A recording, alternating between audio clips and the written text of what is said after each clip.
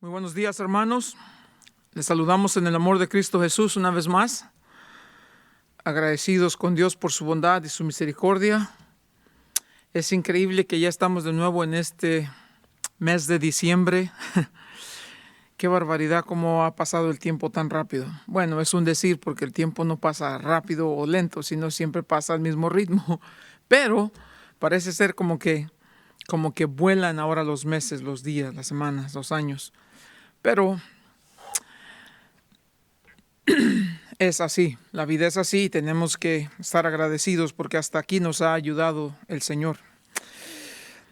Esta mañana vamos a continuar en nuestro estudio a través de Romanos y voy a tocar un verso solamente, perdón por esto, un verso solamente, pero de ese verso quiero tomar el tema que vamos a hablar hoy y quiero hablar acerca de este tema que obviamente, como pueden ver, la decoración y todo esto, estamos y ya es por demás sabido de todo, estamos en tiempo de Navidad, las cosas toman ese color, ese aroma en el ambiente,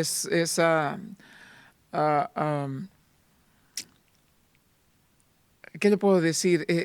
Ese sentir de Navidad, el tiempo, todo esto, ¿no? Esa sensación, quise decir, de que estamos en diciembre, próximos a la Navidad y todas las cosas, las decoraciones y todo lo que viene con ese día en particular. Pero hay algo que quiero compartir con nosotros porque está en el libro de Romanos, pero quiero tomar este tema en particular porque quizás alguno entre nosotros que están, algunos de ustedes escuchando, todavía no han tomado el tiempo, y sé que hay muchos de ustedes que son nuevos en la fe, todavía no han tomado el tiempo de estudiar en realidad esto de Navidad. Entonces, hoy y la semana que viene, las 2 semanas antes de Navidad, vamos a hablar temas específicos acerca del nacimiento de Cristo Jesús. Queremos que esta sea una Navidad en donde Cristo Jesús, como debe ser, sea el motivo principal de la celebración, ¿verdad? Jesús es la razón de la celebración. Entonces, hoy vamos a hablar en Romanos capítulo 9, en el verso 5 en específico, acerca de que la salvación viene de los judíos. Vamos a orar y vamos a pedir a Dios que nos dé sabiduría y que podamos tomar de este tiempo, estos minutos que vamos a estar compartiendo, la enseñanza principal y podamos en realidad hacer una pausa entre todo lo ocupado que estamos en estos días, entre todas las cosas y los regalos y todo lo que tenemos que preparar, que preparemos un lugar muy, muy, muy en especial para sentarnos y que Dios nos recuerde quién es nuestro Mesías, quién es Cristo que vino y que nació como un bebé ahí en ese lugar que no era digno de Él y que sin embargo, por su grande amor con que nos amó, vino del cielo a la tierra y nació en un humilde pesebre y vivió en una humilde casa con su humilde familia y vivió una vida de mucha humildad hasta que murió y fue sepultado en una sepultura que ni siquiera era para él. Entonces vamos a ver qué es lo que la Biblia nos enseña de esto y veamos qué es lo que el Señor quiere enseñarnos. Padre bendito, en el nombre de Jesús, ponemos este tiempo en sus manos, Señor, para que usted nos hable, para que usted nos enseñe, para que usted nos recuerde, Señor, que Jesús nuestro Cristo, el Mesías, es la razón de la celebración. No hay Navidad sin Cristo. Entonces, por favor, Señor, le rogamos que nos enseñe a través de estos versos que vamos a leer y que tomemos un tiempo, que hagamos una pausa en nuestro tan ocupado calendario para podernos sentar y meditar en la grandeza de su amor que le hizo enviar a su Hijo amado, a su Hijo unigénito, a venir a esta tierra, a vivir como nosotros, a morir por nuestros pecados, para restaurarnos, para redimirnos, para llevarnos de regreso a usted, Señor. Enséñanos pues, se lo pedimos en el nombre de Cristo Jesús. Amén. Capítulo 9 en Romanos hemos estado hablando, ¿verdad? Estamos hablando ahora del tema de Israel. En capítulo 9, 10 y 11, de la soberanía de Dios, que Dios no ha fallado en su palabra, el plan de Dios no se ha cancelado, los propósitos de Dios se van a cumplir, Dios es soberano, Dios tiene el control absoluto, aun cuando no parezca ahora mismo. El pueblo de Israel en el futuro serán restaurados. No todo Israel, porque son israelitas. Esa es una verdad que vamos a estudiar cuando regresemos a Romanos. Pero Dios está haciendo su obra, aunque sea en un pequeño remanente. Ya sabemos que la profecía dice que al final de los días, 2/3 partes del pueblo de Israel van a morir. Y solamente 1/3 parte van a ser salvados, rescatados. Entonces, eso nos va a enseñar que Dios en su soberanía permite cosas que a veces no tienen sentido para nosotros, no tienen explicación, no tienen respuesta. Sin embargo, eso no quiere decir que Dios ha fallado. Solamente que su plan es mucho más complejo de lo que a veces nosotros imaginamos, que sus caminos no son como los nuestros, que sus pensamientos son mucho más altos que los nuestros y que Él sigue siendo Dios soberano por sobre todas las cosas y que Él va a cumplir su promesa. Capítulo 9, entonces la semana pasada y antepasada hemos estado hablando de este gran pesar que tenía Pablo por su pueblo. Pablo, que fue en un momento un hombre despiadado, un hombre brutalmente violento y que persiguió a la iglesia de Cristo Jesús. Y Dios lo va a aprender. Así dice el libro de Hechos, que quedó aprendido por Dios y lo va a cambiar y lo va a transformar y lo va a convertir de ser Saulo de Tarso a Pablo el apóstol. Más de la mitad de los libros del Nuevo Testamento fueron escritos por mano de este hombre. Obviamente la inspiración de Dios, pero la mano de este hombre, que fue el más grande misionero después de Cristo Jesús, que fue un hombre apasionado por su gente, que fue un hombre dispuesto a morir con tal de llegar a ser como su Señor, dijo en capítulo 3 de Filipenses. Entonces, en los primeros versos en capítulo 9 nos dice que, recuerden, capítulo 9, 10 y 11 habla acerca de la futura restauración del pueblo de Israel, pero en eso envuelve muchos temas, como tema principal de esto, la soberanía de Dios. En el capítulo 9, versos 1 al 3, nos deja conocer un poquito el corazón de Pablo. Dice que él, en el verso 1, verdad digo en Cristo, no miento, mi conciencia me da testimonio en el Espíritu Santo, que tengo gran tristeza y continuo dolor en mi corazón, porque deseara yo mismo ser anatema, separado de Cristo por amor de mis hermanos, los que son mis parientes según la carne, que son israelitas, de los cuales son la adopción, la gloria, el pacto, la promulgación de la ley, el culto y las promesas, de quienes son los patriarcas y de los cuales según la carne vino Cristo, el cual es Dios sobre todas las cosas, bendito por los siglos. Amén. Esa parte es la que nos va a ocupar en esta mañana, de los cuales según la carne vino Cristo. Ahora, Cristo es la misión que Él tenía cuando vino a esta tierra. Jesús es su nombre. Cristo es la misión. Su título es el Señor. Él es el Señor. En la Biblia en español tenemos el nombre Jesucristo, pero es incorrecto, porque el nombre no es Jesucristo. El nombre es Jesús.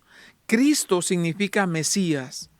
Mesías es el ungido de Dios. A eso vino.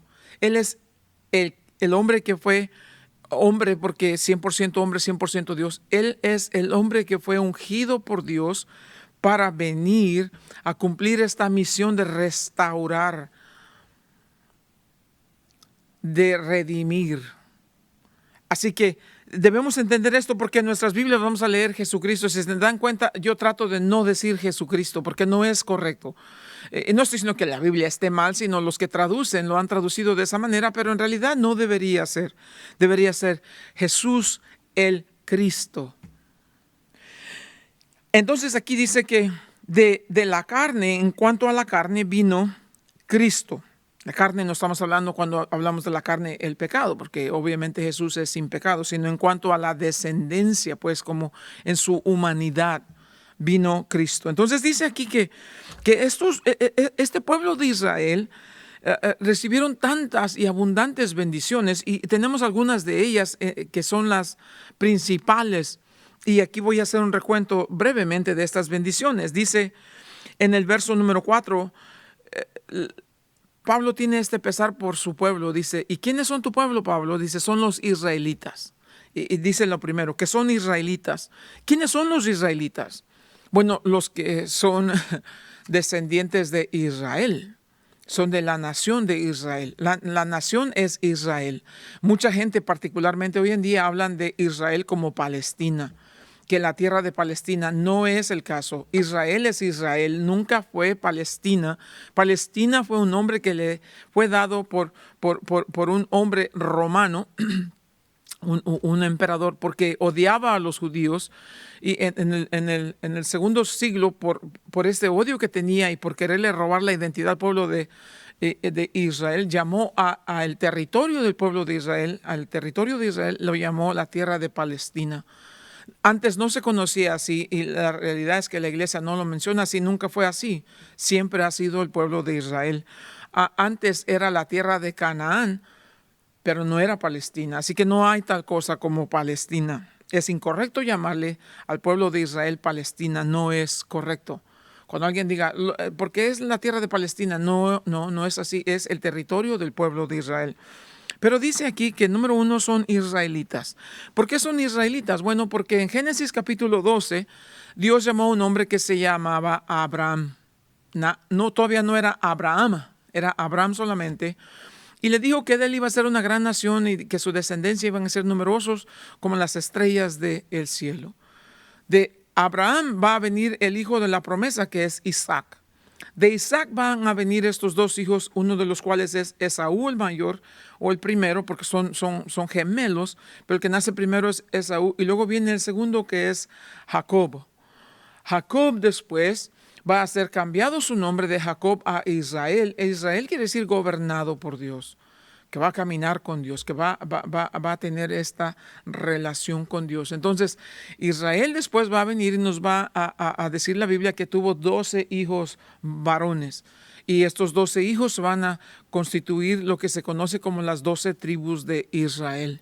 Entre estas 12 tribus de Israel va a haber una tribu que uno de sus hijos se llama Judá. De esta tribu de Judá va a venir en el futuro, mucho después, un hombre que se llamaba David, hijo de Isaí. David es de la tribu de Judá. De David más adelante va a venir no solamente María, sino también José. En alguna manera vamos a encontrar las genealogías en Lucas y en el Evangelio de Mateo, de tal manera que Cristo Jesús cuando nace como bebé del vientre de María, porque ella es descendiente de David, va a ser llamado, y esto es importante, va a ser llamado Jesús, porque dice, porque Él salvará a su pueblo de su pecado. Jesús significa Jehová es salvación. Jesús, en realidad, el nombre vendría siendo como Josué, parecido el mismo nombre, Josué o Joshua o Yeshua, como le llaman los hebreos. Entonces, Jesús, en cuanto a su descendencia por parte de su madre, por parte de el que lo va a tratar, va a tomar como su hijo, que es José, por parte de los dos va a ser entonces la Biblia claramente esta nota de que es descendiente Jesús de David. De hecho, se conoce como Jesús, hijo de David. Eso en relación al pacto que Dios hace con David, que de su trono, de su lineaje vendría uno que ocuparía su trono para siempre. Sabemos que no fue Salomón, que era hijo de David, pero va a ser Jesús, que en el futuro, en su segunda venida, no el rapto de la iglesia y la segunda venida son dos eventos distintos. En su segunda venida, cuando venga a instalar su reino, cuando va a derrotar a los enemigos de Israel, cuando va a instalar su trono en la ciudad de Jerusalén, desde ahí va a gobernar el mundo entero y todas las naciones del mundo vendrán a adorar a Cristo Jesús, que es el Rey de Reyes y Señor de Señores, ya en su trono en Jerusalén. El hijo de David, el descendiente del linaje de David, Cristo, el Mesías, Jesús, el Cristo. Entonces, esto es bien importante, por eso dice son los israelitas. Número 1, la primera bendición dice aquí es que son los israelitas. Y ya vemos cómo es que viene a través de este linaje. Dios decidió que a través del pueblo de Israel, Dios iba a bendecir al mundo entero. El pueblo de Israel iba a ser luz a los gentiles. La promesa a Abraham dijo que de sus descendientes vendría uno que sería la semilla de la promesa. No necesariamente es Isaac, no necesariamente es Jacob. La semilla de la promesa es Cristo Jesús. Gálatas capítulo 3 nos dice, y la simiente, no hablamos de descendencias, hablamos de la simiente en singular. La simiente de Isaac, el hijo de la promesa, es Cristo Jesús. Y en Cristo Jesús todas las naciones de la tierra serán bendecidas. Entonces, primera bendición es que son los israelitas. ¿Y cómo es que Dios va a bendecir al mundo entero a través de los israelitas, a través del pueblo de Israel? Bueno, muchas maneras, pero déjame darte tres en particular. Número 1, fue por los israelitas, por el pueblo de Israel, a través de los judíos es que Dios nos dio este libro que llamamos la Biblia. La primera de las principales bendiciones. Segundo, y ese es el tema que nos ocupa hoy. Segundo, no solamente por los judíos, a través de los judíos nos fue dada la escritura, la Biblia, pero segundo, a través de los judíos vino Jesús, el Mesías. En sus Biblias, en el Evangelio de Juan, lo pueden leer conmigo, en el capítulo 4, Jesús, en su ministerio, pasa por un lugar y tiene un encuentro personal con una mujer. Va a pasar por Samaria y en ese lugar en Samaria va a tener un encuentro personal con una mujer que solamente sabemos que se conoce como la mujer de Samaria. Viene a ese lugar llamado Sicar y allí está cuando de repente viene una mujer a buscar agua. Jesús le habla a esta mujer y le dice, dame de beber. La mujer le dice, ¿cómo es posible que si tú siendo judío me pides a mí que soy samaritana que te dé de beber? Porque los de Samaria y los judíos se odiaban. Samaria había sido por el reino del norte que fue sometido por los asirios para deshacerse de las 10 tribus que componían el reino del norte. Los asirios van a venir y van a mezclar a los judíos que se casen con mujeres de naciones paganas. Y de esta mezcla vienen la gente de Samaria. Por eso los judíos y los de Samaria no se veían bien, se odiaban. Y la mujer le dice aquí, tú sabes que los judíos y los samaritanos dicen no se tratan entre sí. Jesús le dice, si tú supieras quién es el que te dice dame de beber, tú me pedirías a mí que yo te dé agua. Y la mujer le dice, ¿cómo me vas a dar agua tú si no tienes ni siquiera el cubo para sacar? No tienes. Y Jesús le dice, yo hablo del agua de vida, la cual si alguien bebe no tendrá sed jamás.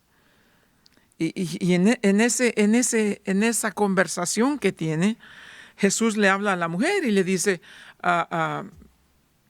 si supieras quién soy, tú me pedirías a mí que te vaya a saciar tu sed. Jesús le dice, anda, ve, llama a tu marido. Y él le dice, no tengo marido. Y Jesús le dice, bien has dicho, porque 5 maridos has tenido, dice, y con el que vives ahora ni siquiera es tu marido. La mujer le dice, me parece que tú eres profeta. Dice, nuestros padres adoraron en este monte. La mujer le dice así, dice, y ustedes dicen que debemos adorar en Jerusalén. Jesús le dice, mira mujer, la hora viene, y ahora es, verso 21, cuando ni en este monte ni en Jerusalén adoraréis al Padre. Vosotros adoráis lo que no sabéis, nosotros adoramos lo que sabemos, porque la salvación viene de los judíos. ¿Y por qué está diciendo eso? Porque Jesús es judío de judíos. ¿Ves? La salvación viene de los judíos. Entonces, no solamente las bendiciones del pueblo de Israel es que nos dieron la Biblia, también nos dieron al Mesías, al Salvador del mundo. Y número 3, en el futuro nos va a dar de la nación de Israel el Mesías que va a venir y ocupar su trono, el cual va a gobernar el mundo entero. Entonces nos dieron la Biblia, nos dieron el Mesías y en el futuro nos van a dar el reino de Dios aquí en la tierra. ¿Ves cómo el pueblo de Israel ha sido bendecidos en gran manera? Luego, de regreso a Romanos, continúa Pablo diciendo, dice, mira, mi pueblo, mi gente, son tan bendecidos. Ellos son los israelitas. Número 2, ellos son los que recibieron la adopción. Claro, el pueblo de Israel era un pueblo insignificante, muy pequeño. Apenas que se había conformado por los 12 hijos de Jacob, que ahora es Israel, Y estas familias tuvieron que ir y descender a Egipto y van a vivir en Egipto por 400 años. Van a vivir en la opresión y prácticamente en la esclavitud. Primeros años estuvieron bien hasta que después murió José y después de eso han sido sometidos a una severa esclavitud. Pero el Señor lo había ordenado de esa manera. Le dijo, van a vivir allá, dijo, hasta que se cumpla el tiempo y los voy a traer de regreso a esta tierra. Pero cuando sale entonces ahora el pueblo de Israel de vivir en esa esclavitud en Egipto por 400 años, y el Señor los lleva por el desierto en lo que conocemos el Éxodo, el Señor habla del pueblo de Israel como dice, este es mi hijo primogénito. Israel dice, es mi hijo primogénito. Dios en realidad adopta a Israel como su hijo. Y Dios lo va a defender. Ese es su pueblo, esa es su gente. Faraón, que es el supremo gobernante de Egipto, en su desprecio por los judíos, por este pueblo de Israel, de hecho, los va a maltratar y luego prohíbe que las mujeres den a luz a estos niños. Dice que los deben de aventar al río. Y los maltrata y los hace trabajar severamente y total, los tiene en severa esclavitud.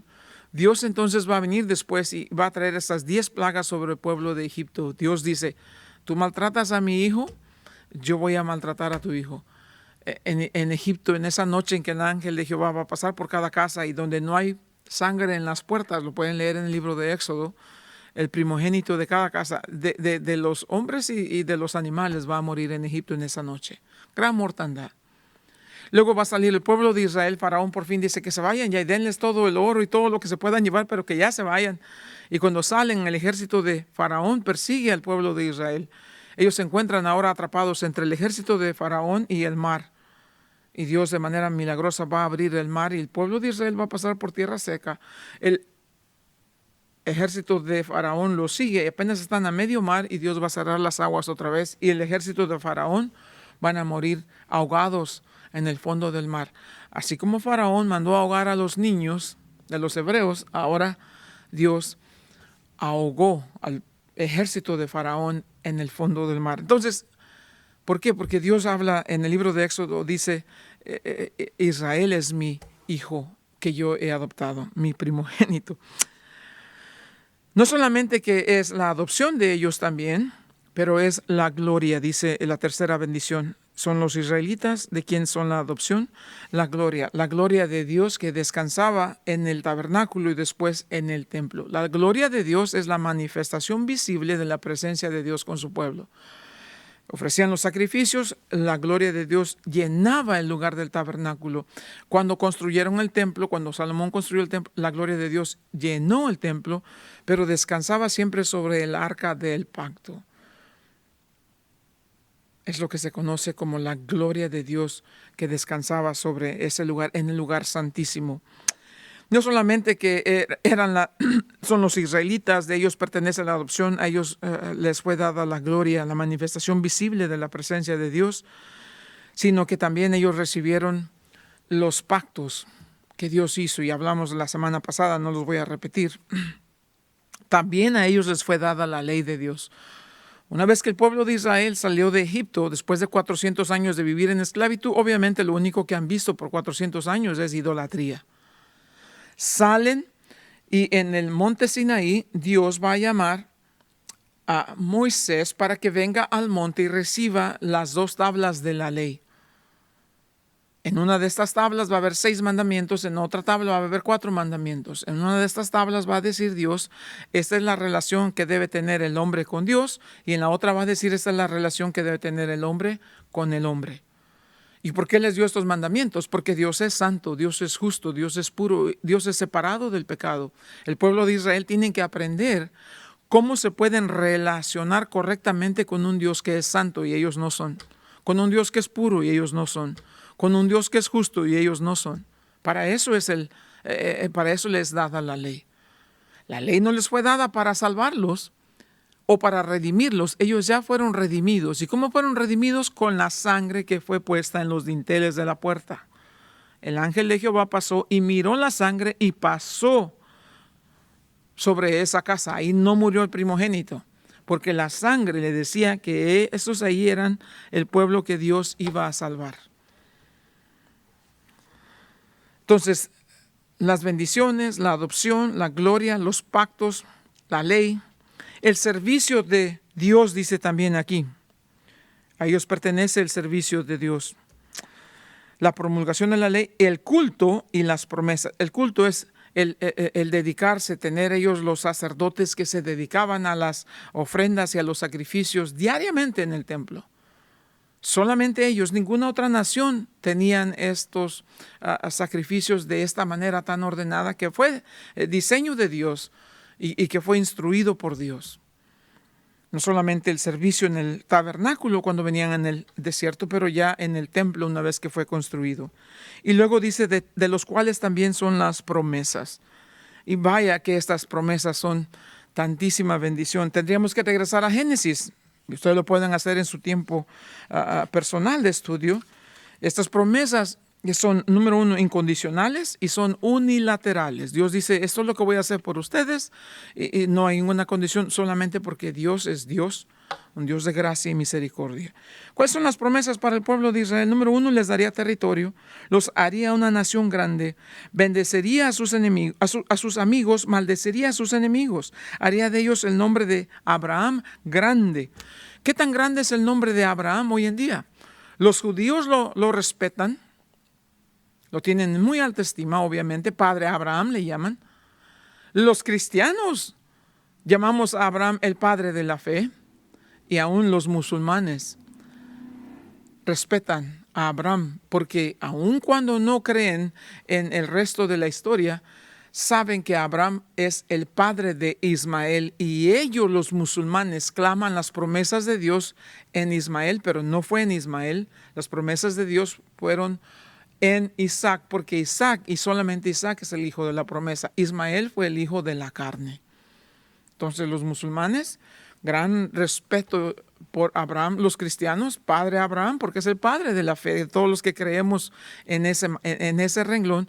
Y los judíos, ni se diga, descendientes de Abraham. No solamente eso, también dice que sería una nación sería una bendición a otras naciones. Obviamente, por medio de Cristo Jesús, la bendición que fue dada, la promesa a Abraham, que vino por medio de Isaac, que vino por medio de Israel, o Jacob Israel, por medio de Judá, por medio de David, por medio de Cristo. Esa bendición ha alcanzado al mundo entero, al mundo de los gentiles. Serían una bendición, dice, para todo el mundo. Y luego dice, de los cuales también vinieron, dice, son los patriarcas. ¿Quiénes son los patriarcas? Cuando hablamos de patriarcas en el Antiguo Testamento, 3. ¿Quiénes son los patriarcas del Antiguo Testamento? Abraham, Isaac y Jacob. Ellos son los patriarcas. Pero después de esto dice, y de los cuales según la carne vino Cristo, vino el Mesías.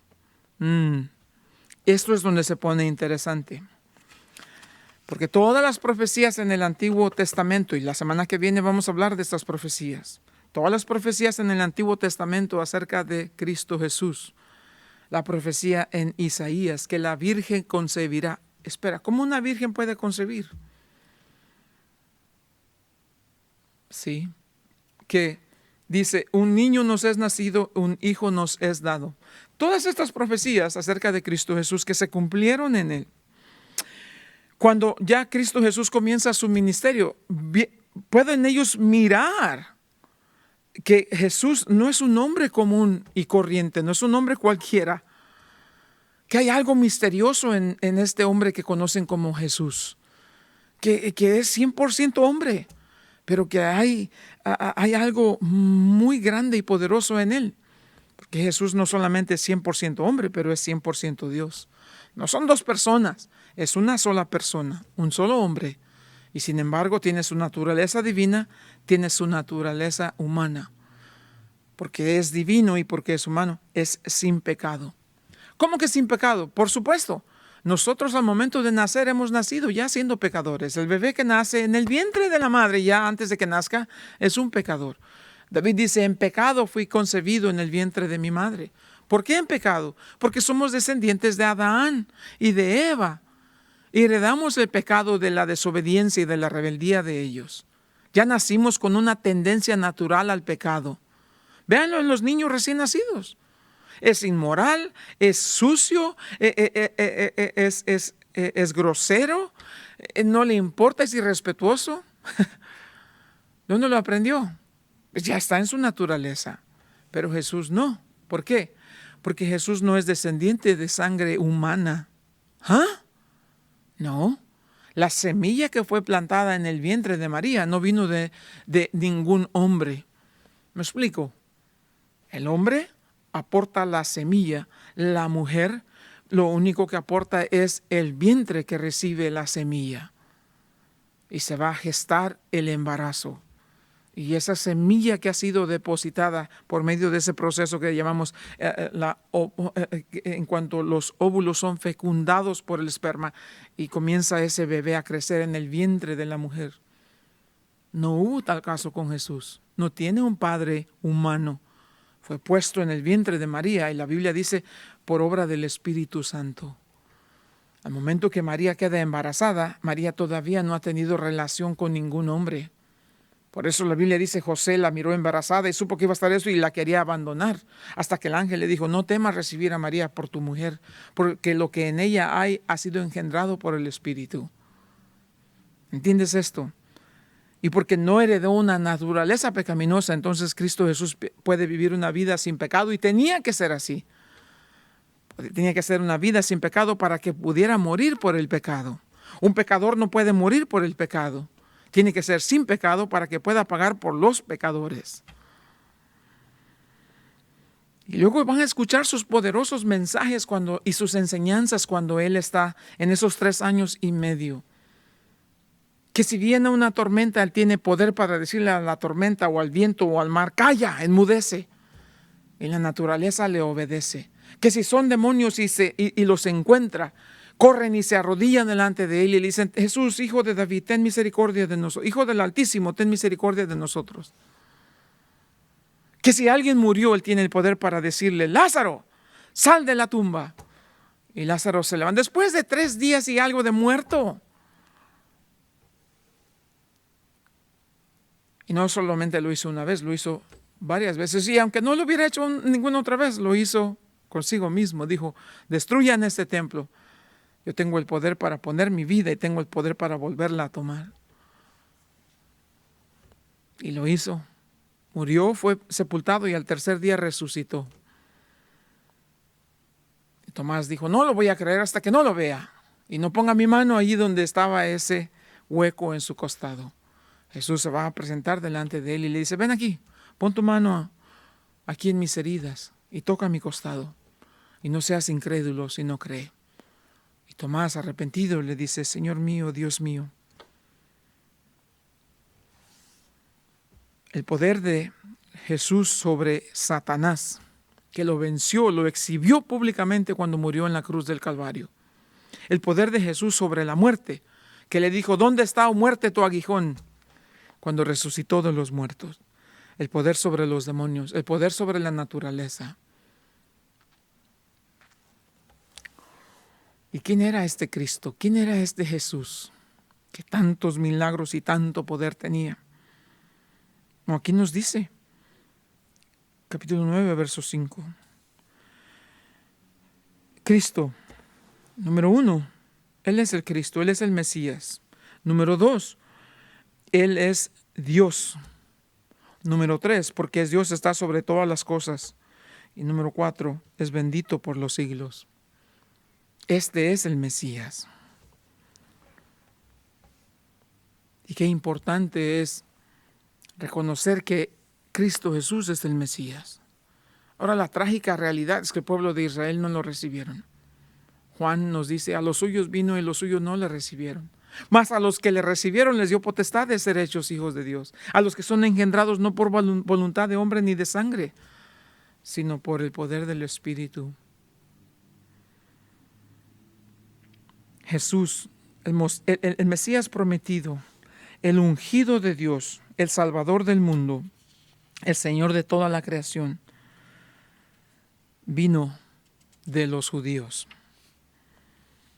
Colosenses capítulo 1, verso 15 nos dice, y Él es sobre todas las cosas. Y es importante que en esta temporada de Navidad tengamos una idea clara de quién es Jesús.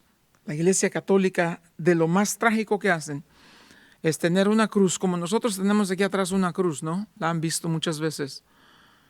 Pero en esa cruz de la Iglesia Católica todavía tienen una estatua de lo que ellos pretenden que es el Cristo, Jesús, el Salvador, pero sigue colgando en la cruz. Nosotros no adoramos a un Jesús crucificado, nosotros adoramos y servimos a un Jesús resucitado. Es cierto que nuestro Jesús murió, pero allí no terminó la historia. Nuestro Jesús murió, fue sepultado y resucitó. Y no solamente resucitó, ascendió al cielo, está sentado a la diestra del Padre. Y dijo que toda la autoridad le ha sido dada en el cielo y en la tierra. Mateo capítulo 28 nos dice eso. Ese es el Jesús que nosotros conocemos. Ese es el Jesús de la Biblia. Ese es el Jesús que adoramos. Un Jesús crucificado, un Jesús flaco, un Jesús muerto, un Jesús quebrantado allí en la cruz, no puede hacer nada por nadie.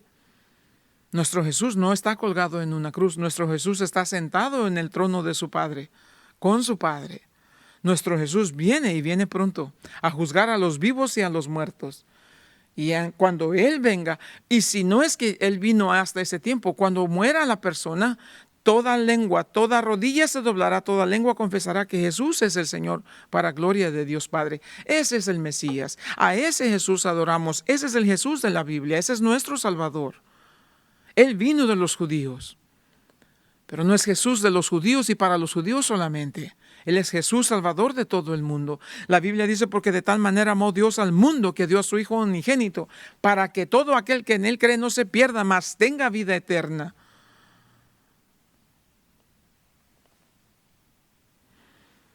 Eso es lo que Jesús nos enseña, y eso es lo que la Biblia habla de este Jesús. En el Evangelio de Mateo hay un pasaje importantísimo que es bueno visitar en estos días antes de la Navidad. ¿Por qué? Porque la Navidad se vuelve una cosa que todo el mundo está ocupado y todo el mundo corre y todo el mundo hace. Hace tiempo leí, no recuerdo quién escribió esto, pero leí que dice que Jesús está sentado en una esquina en una casa y alguien pues por fin le pregunta, oye, ¿por qué estás aquí tan triste? ¿Y por qué estás aquí? Dice, pues es que mira, se supone que hoy es mi cumpleaños, es el día de la Navidad. Hoy es mi cumpleaños, dice, y vinieron los invitados y se comieron toda la comida y bebieron y se dieron regalos y abrazos y hablaron y se emborracharon y dijeron todas estas cosas y todas las groserías. Dice, yo sentado aquí, nadie se acercó a darme un abrazo. Pero según están celebrando mi cumpleaños y nadie me ha invitado a mí a la mesa. Es cierto, en cierta manera,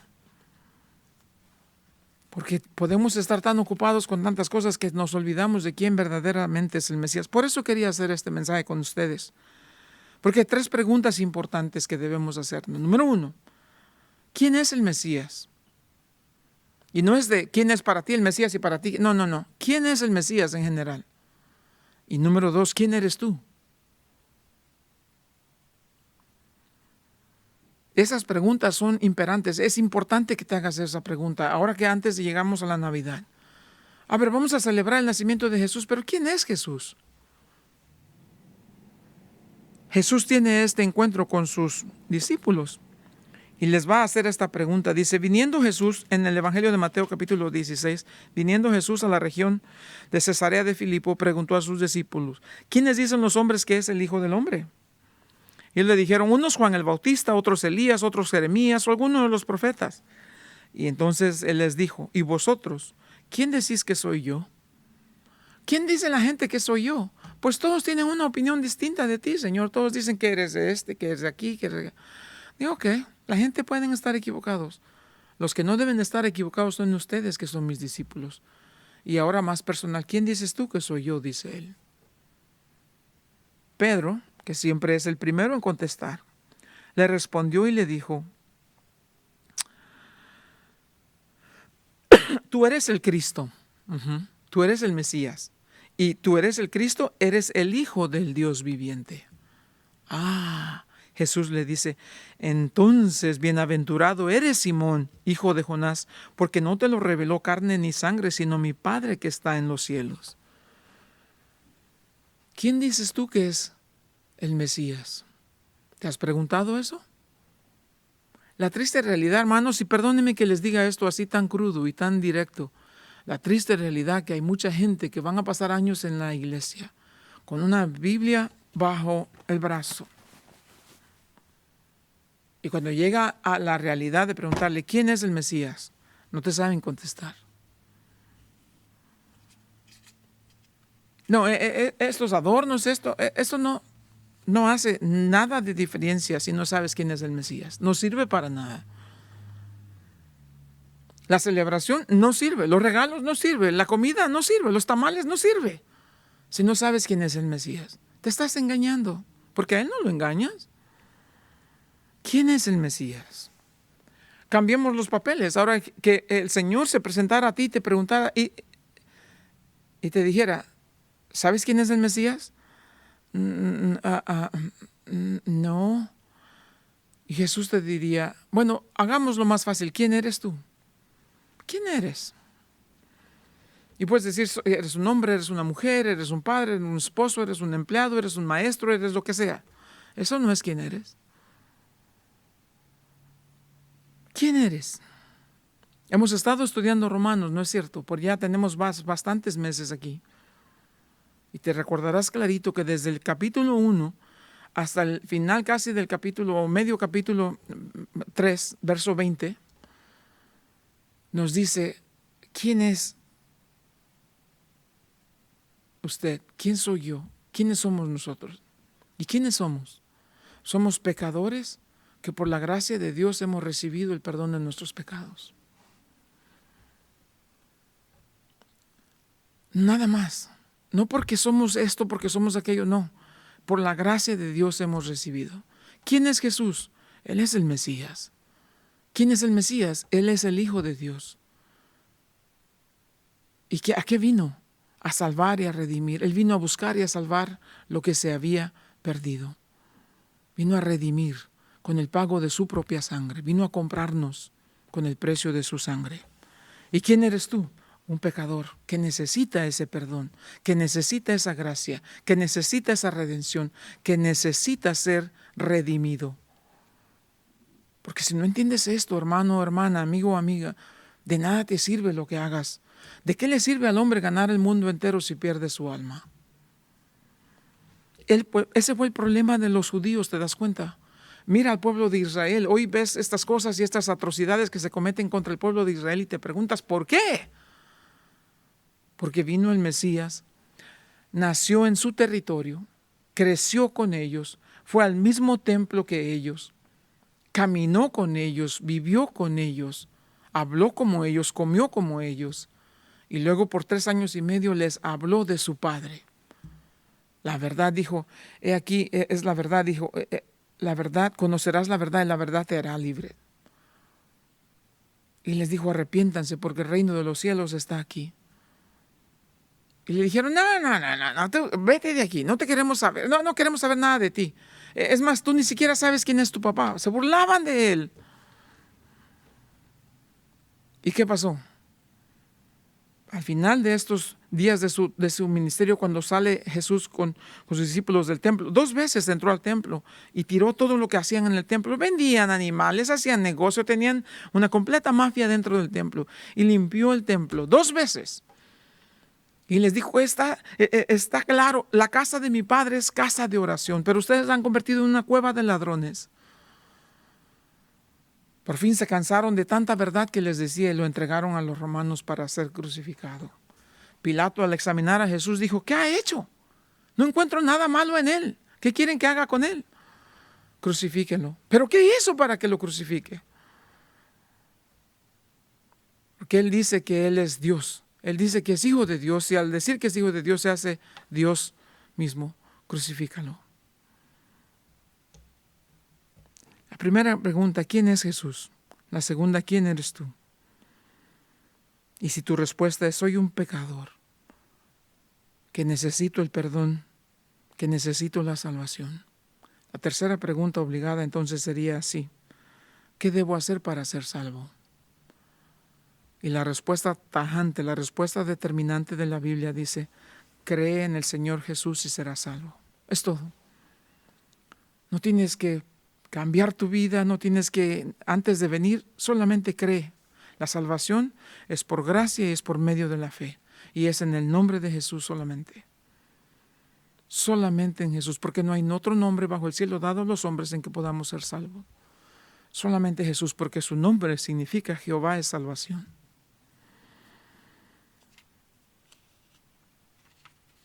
Esa es la realidad de quién es Jesús. En el Evangelio de Marcos, nomás te voy a decir para que tú lo leas en el capítulo 10, hay el caso de un hombre que se llamaba Bartimeo. Jesús pasando por ahí encuentra a Bartimeo. Bartimeo es ciego, lo ponen ahí en una orillita sentado pidiendo limosna. Y cuando escucha que viene el montón de gente, comienza a gritar y dice: Jesús, hijo de David, ten misericordia de mí.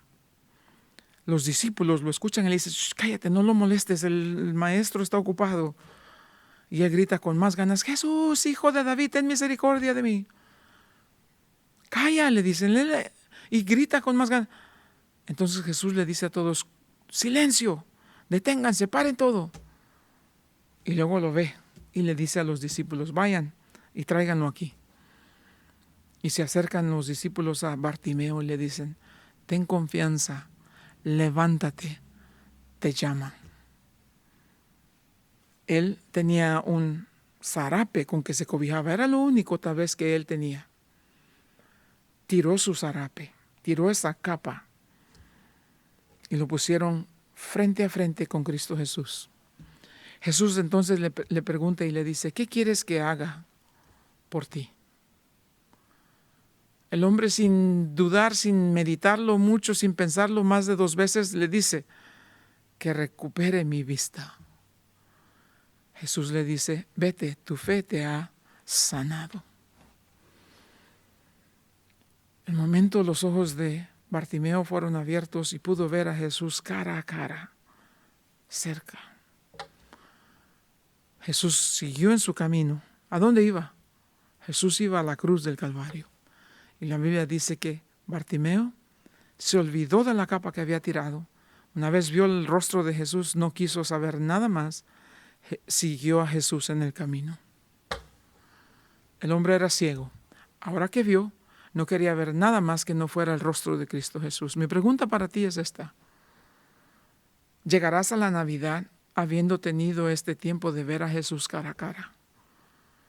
Si Jesús te preguntara lo mismo que a Bartimeo: ¿qué quieres que haga por ti? ¿Qué le dirías? ¿Qué le pedirías?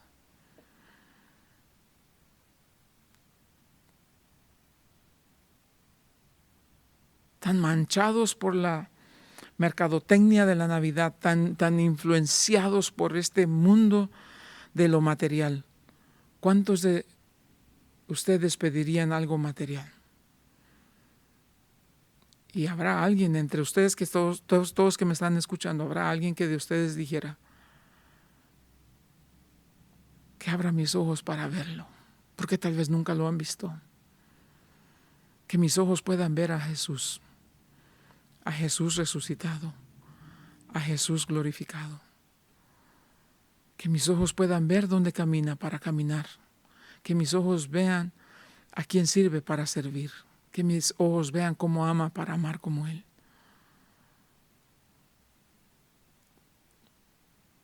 De nuevo,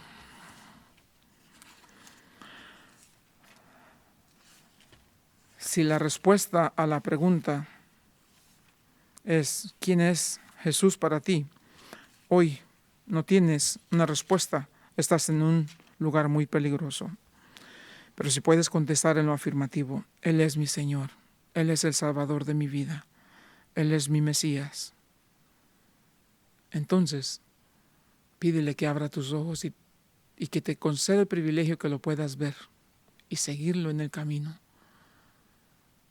La Biblia dice que Jehová es mi pastor y nada me faltará. Junto a aguas de reposo me hará descansar. Y en la casa de Jehová moraré por largos días. Pero también dice: aunque ande valle de sombra de muerte, no temeré mal alguno, porque tu vara y tu callado me infundirán aliento. Sí, Jesús, abre tus ojos y lo verás que no solamente es el Cordero de Dios que quita el pecado del mundo, pero Él es el buen pastor que da la vida por sus ovejas. ¿Eres una de esas ovejas? Olvídate de los arbolitos, las estrellas, los regalos, los tamales, el ponche. Olvídate de todo eso, es inservible, insignificante, inmundo, si no tienes una relación personal con Cristo Jesús. Padre bendito Dios, en el nombre de Jesús te damos gracias por tu amor, por tu gracia, por tu misericordia. Bendito sea tu nombre, Señor. Qué bueno eres en verdad. Cuán grande es tu gracia. Padre, aquí estamos en tu presencia y te pido por esa persona, por ese hombre, esa mujer que van a escuchar este mensaje, que jamás han podido contestar quién es Jesús. Te ruego, por favor, Señor, en el nombre de Jesús, que esta Navidad sea la primera cuyos ojos de estos hombres o mujeres sean abiertos y puedan ver a Jesús, a mi Jesús, a mi Señor, a mi Salvador, al que dejó su trono en el cielo para venir a la tierra, al que dejó el trono, lo cambió por la cruz, al que murió por mis pecados, al que tomó mi lugar, al que sufrió mi castigo, al que vivió mi humillación, al que vive y reina por los siglos de los siglos. Y amigo o amiga, si tú no has recibido a Jesús, puedes orar de una manera tan sencilla. ¿Cuál es el requisito? Cree en Cristo Jesús y serás salvo. Puedes orar conmigo esta oración y decirle: Señor Jesús, gracias que hablaste a mi corazón. Ayúdame a contestar esa pregunta. Cuando alguien me preguntara otra vez y me dijera ¿quién es Jesús? Dame, Señor, el poder contestar y responder a esa pregunta y decir: Jesús es el Mesías, es el Hijo de Dios, es mi Señor, es mi Salvador, es el Señor por el cual lo he dejado todo y lo tengo por basura para ser hallado en Él, mi Señor, mi Salvador, mi Redentor, Cristo Jesús, el Hijo de Dios. Y que una vez abiertos tus ojos, dejando todo a un lado, puedas seguir a Jesús en el camino, hasta que te encuentres con Él, cara a cara en el cielo, donde nada ni nadie te pueda separar nunca más de Él. Esta es mi oración por ustedes y esto es mi oración que le pido a Dios en el poderosísimo nombre de Cristo Jesús. Amén. Dios les bendiga.